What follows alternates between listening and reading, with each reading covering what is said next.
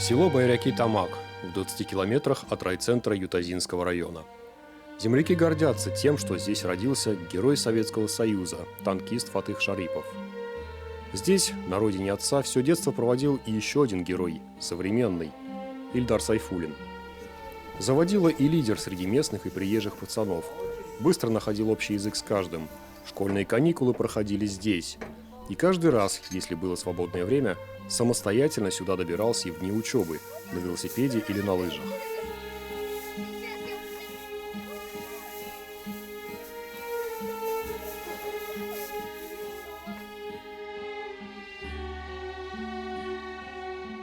Одно из любимых мест – пруд. Часто сюда приезжали с отцом порыбачить. А оседлав грузовой мотороллер с дядей на сенокос съездить тоже было особое удовольствие.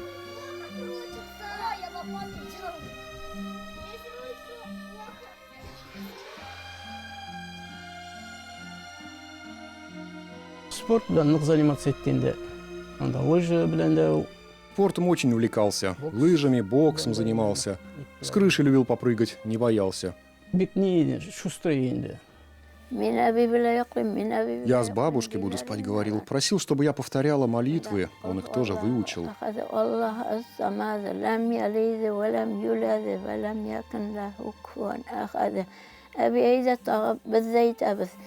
Когда в последний раз приезжал, говорил, что до сих пор их помнит. Жалею, что не настояла на том, чтобы он их постоянно читал.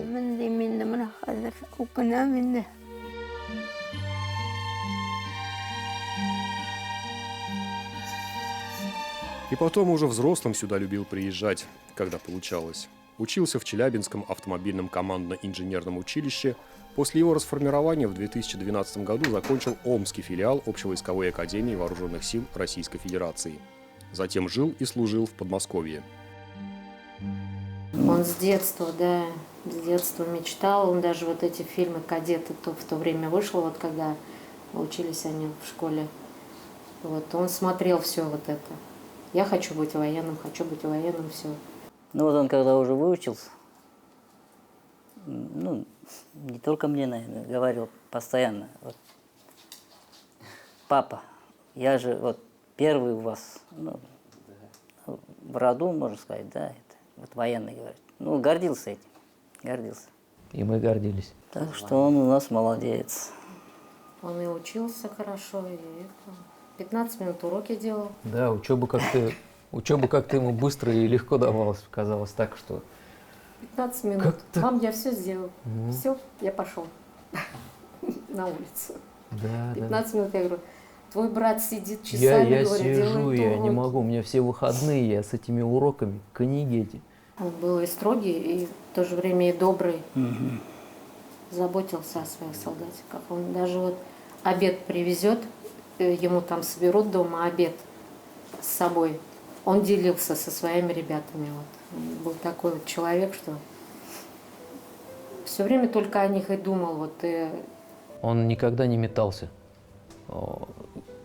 там никогда не сомневался ни в чем. Он все время твердо, уверенным шагом шел вперед.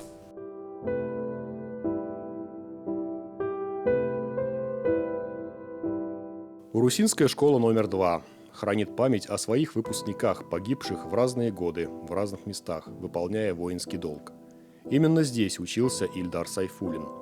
Мог поспорить с учителями иногда, отстоять свою точку зрения, но всегда с уважением к старшим.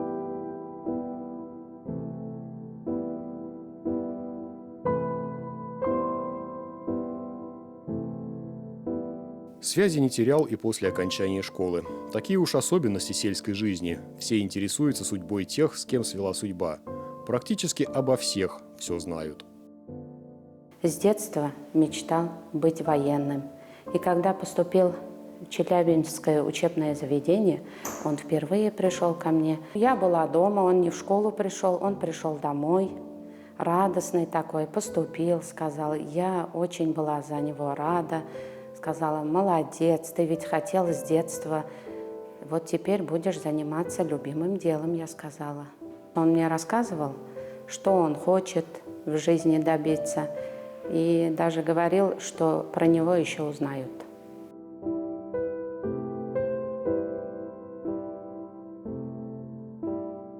Греко-римская борьба увлекла в 13-летнем возрасте. Это один из этапов подготовки к армейской жизни. И не только физической подготовки. Здесь и характер закалялся. Навещал своего тренера и после окончания военного училища. Такой был бесстрашный, ему было без разницы, в каком, у нас же определенной весовой категории единоборства. Ему без разницы было, ну, не было спарринга, допустим, партнера. Он брал с собой в 2 раза тяжелее даже ребят. Не любил он проигрывать. Поэтому ставьте меня с одним, с другим. Вот у него была такая черта. Не боясь, даже если чуть какая-то травма у него, но все равно выходил на ковер. И хороший, мужественный человек был во всех отношениях. Сильный духом. Вот, у него вот был стержень, именно вот, настоящий стержень мужества был. В 2006-м была окончена школа. Уже разъехались по разным городам и странам одноклассники. Но остались в их памяти мелкие школьные радости, в которых почти всегда был Ильдар. Я помню и до сих пор вспоминаю, как я по классу носилась за ним, потому что он там что-то дернул меня за хвостики или за волосы, и я начала носиться за ним, а он от меня убегал и при этом широко улыбался. Никогда не забуду его широкую улыбку, белые зубы, его смех. Он был классным парнем, очень добрым. Мы жили с ним в соседних подъездах и с 6 лет ходили вместе в школу. Помню, он мне ставил удар, учил защищаться от мальчишек. Я вот его помню таким крепким, со стержнем внутри. У него, безусловно, был характер, у него было свое мнение всегда. И если что-то шло не по его, он, разумеется, выражал свое возмущение. Возможно, где-то очень горячо. В школе он всегда защищал девчонок, защищал слабых. Очень жалею, что после окончания школы нам так и не удалось пообщаться.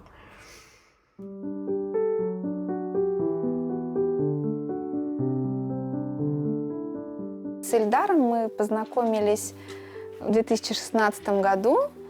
Он был тогда в командировке, познакомились в социальных сетях. Вот. То есть, хотя я вроде медик, работаю в военном госпитале, и было много случаев, да, мы на парадах очень много вместе работали.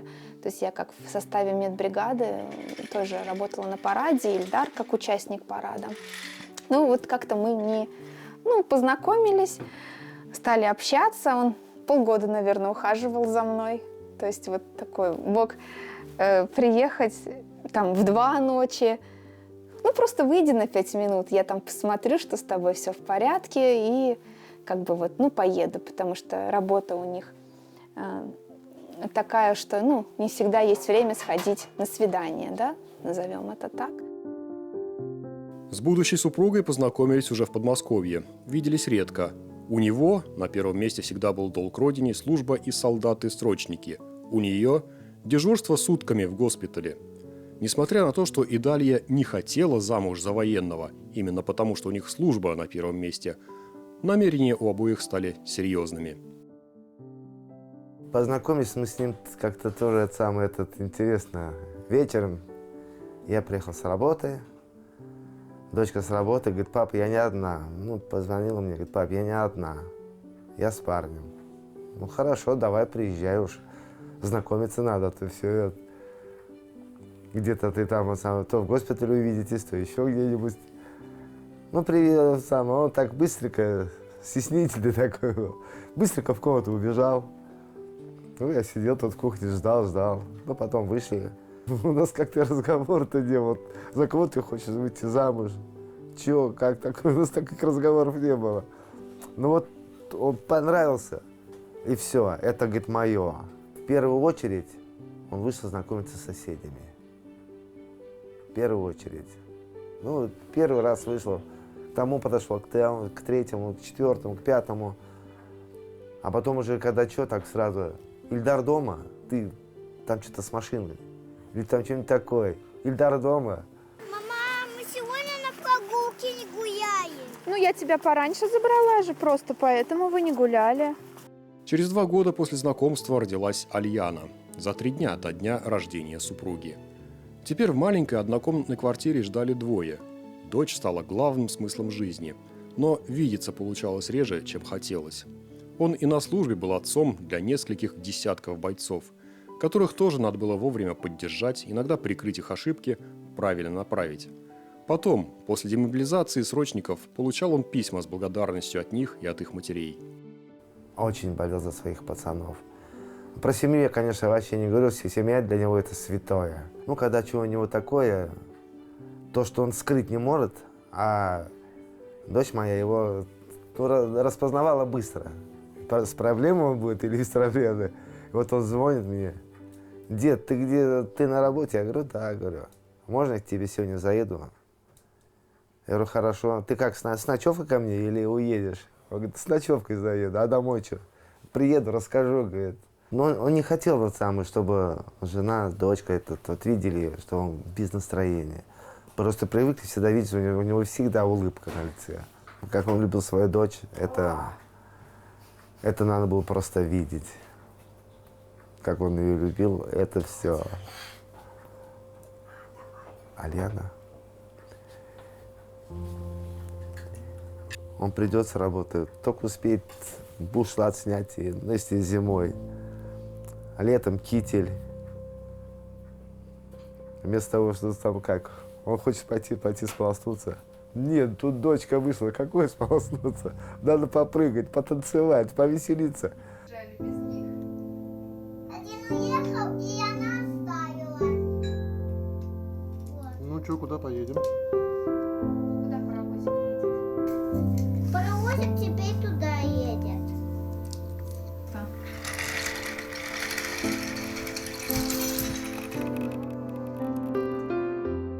У Ильдара было день рождения, да, и я, значит, в социальных сетях выставила такой пост, потом он мне сказал, удали, не надо. И там, то есть я написала так, что если бы у меня было 100 жизней, в каждой из них я бы хотела быть твоей женой.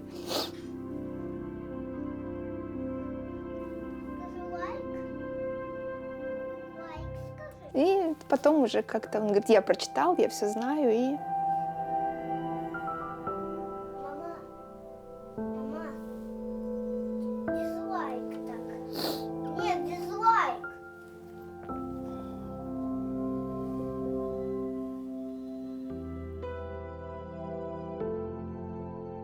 Вся она в Ильдара по характеру вообще.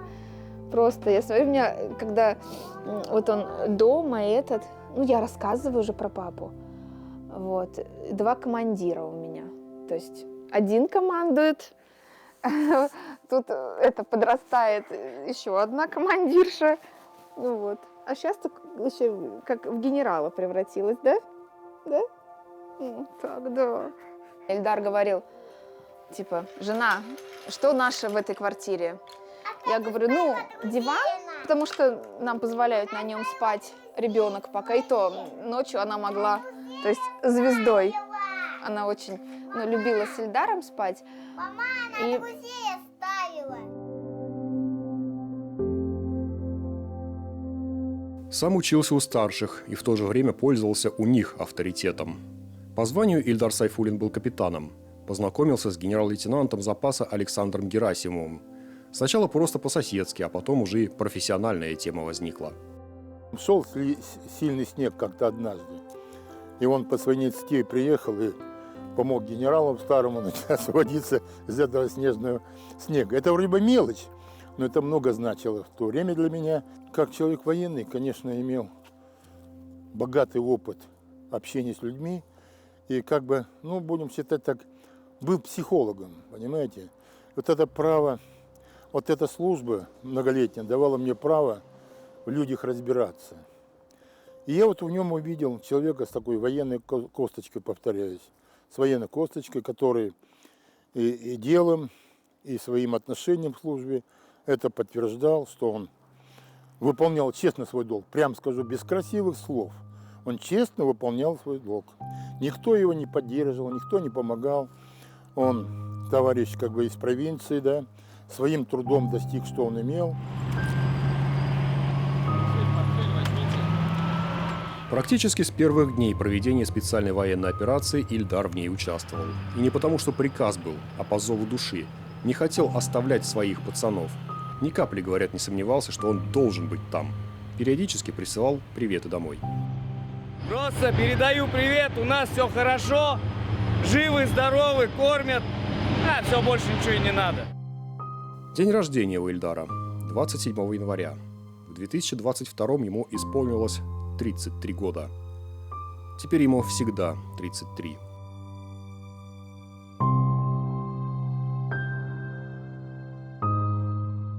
«30 июня 2022 года на территории Харьковской области Ильдар получил ранение головы. 1 июля его не стало. Сослуживцы решили сообщить об этом его супруге не по телефону. Как бы тяжело это ни было, приехали лично. Долго готовились даже собирались духом, потому что это их товарищ, непосредственный начальник, командир. Вот ребята, да, они приехали в составе 4 человек и рассказали. Конечно, для нас это было, шок. То есть такое я не понимала долгое время.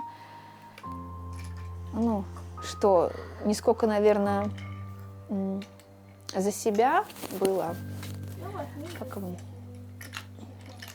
как не себя жалко, а ребенка. Потому что я-то вроде большая, с одной стороны, да, посмотреть, а ребенок это другое. Я ехала с работы, мне позвонила Ильдара жена. Позвонила и коротко так: мам, и тоже не смогла говорить. Да я еще за рулем. Угу. Еле до дома доехала. Не верилось. Но оказалось, это правда. Мы просто в последний месяц уже узнали, что он был на передовой. Он никогда не рассказывал. Все хорошо, все нормально. Диверсионная группа сработала, да, со стороны противника. Они отбили их. Роковой осколок как бы. Да, один-единственный. Но он не сразу, получается, погиб, а еще как очевидцы рассказывают, что он на своих ногах, при помощи, конечно, ребят, дошел до машины, довели его, он был жив и сказал, что да, я сейчас немножко подлечусь и вернусь к вам. Немного подлечусь, и мы вернусь, и мы их накажем. Уходят лучшие, как говорится. На похороны ребята же приезжали. Они о нем вообще сильные у них впечатления были. Он их же спас, считай, вытащил из-под огня вытащил, спас жизни их. За это они приехали. Они, да, в благодарности. В счет благодарности приехали. Не знаю, откуда приехали, за 1000 километров.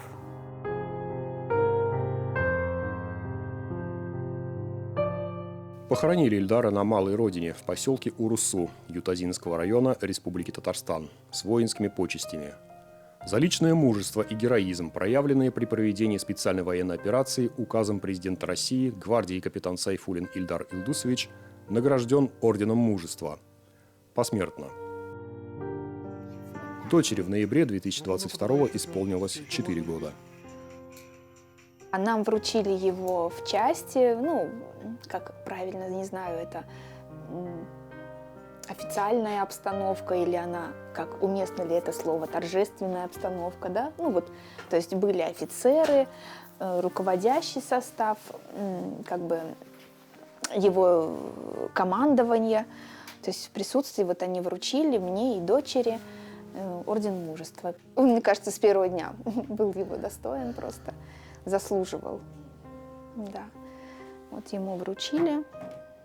Точнее, дочери, это как наследство, я говорю, твое. Мы его храним, так же, как Здесь, видите, медали остальные, они вот расположены, ну, в хронологии, как он их получал, да. А этот орден мужества, не знаю, как вот он хранится у нас отдельно, как такая вот память.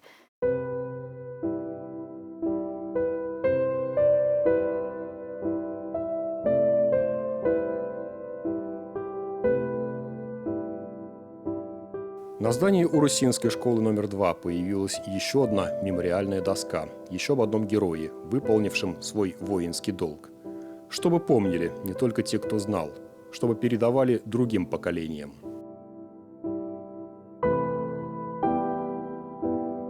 Остались только очень короткие воспоминания, очень добрые, как вот мы с ним последний раз вот виделись, гуляли, как он мне шоколадку подарил. Вот. Ну, я, конечно, очень горжусь, что училась с Эльдаром, что вот именно с таким человеком, который справедливым, он патриотом своей страны. Вот, прям мне эта шоколадка прям вот очень в душу запала.